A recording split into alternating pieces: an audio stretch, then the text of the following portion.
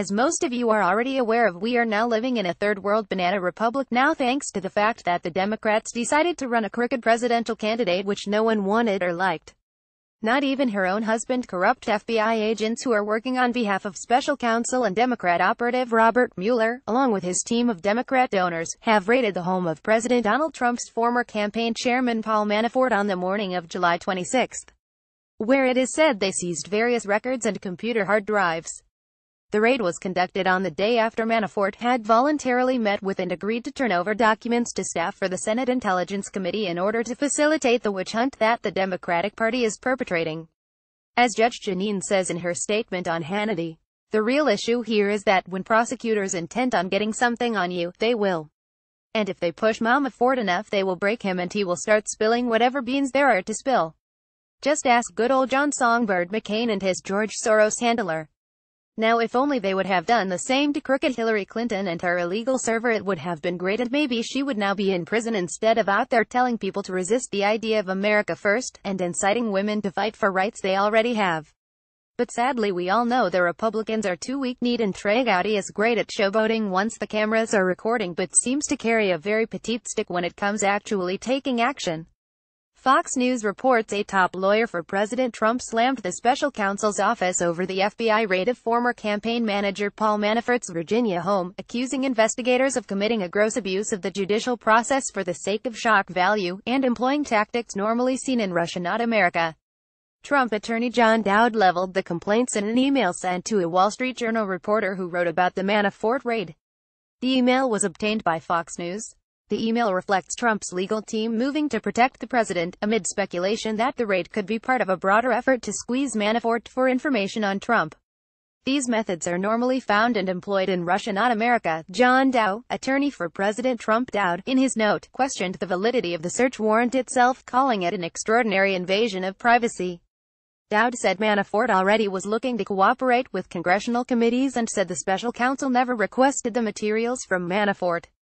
Manafort home raided by feds. These failures by special counsel to exhaust less intrusive methods is a fatal flaw in the warrant process and would call for a motion to suppress the fruits of the search, Dowd wrote, arguing the required necessity of the warrant was misrepresented to the court, which raises a host of issues involving the accuracy of the warrant application and the supporting FBI affidavit.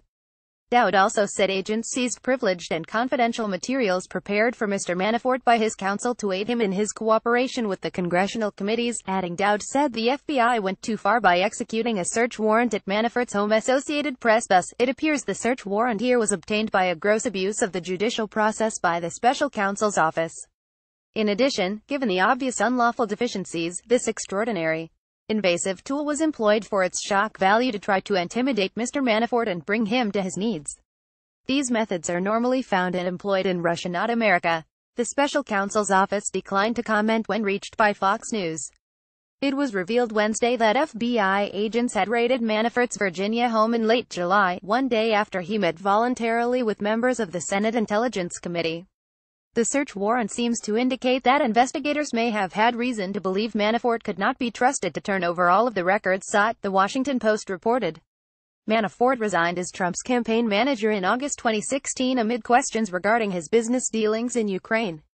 Special counsel Robert Mueller has taken over a criminal investigation into Manafort's financial dealings, which began even before the 2016 election, as he probes Russian meddling in the campaign and possible coordination with Trump associates. Trump has tried to distance himself from Manafort, though the relationship between the two goes back years. Andrew Napolitano, senior judicial analyst for Fox News, said Wednesday on Outnumbered that the raid indicates the FBI did not trust that Manafort would preserve the materials they wanted. Further, he speculated the pressure on Manafort could ultimately be part of an effort to get to Trump. He said the danger for the president is that the FBI will indict Manafort for something irrelevant to the campaign and the Russians and then squeeze him for what he knows that they can use against the president. The tough note from Dowd regarding the search warrant is a departure from the tone set in recent days.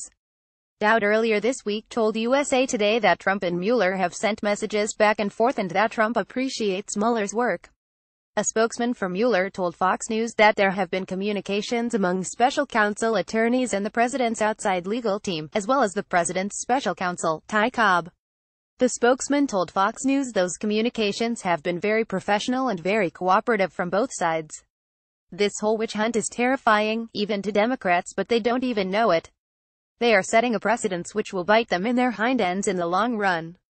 We the people will get strong leaders in the Attorney General's office, and they will continue this trend of investing presidential administrations for no reason at all. I am sure a nice investigation and harassment of President Barack Hussein Obama would have turned up many interesting things back in 2009. Please share if you want to see Mueller fired. Al ran for the California State Assembly in his home district in 2010 and garnered more votes than any other Republican since 1984. He's worked on multiple political campaigns and was communications director for the Ron Nehring for California LT governor campaign during the primaries in 2014. He has also held multiple positions within his local Republican Central Committee, including secretary and vice president of his local California Republican Assembly chapter, while also being an ongoing delegate to the California Republican Party for almost a decade.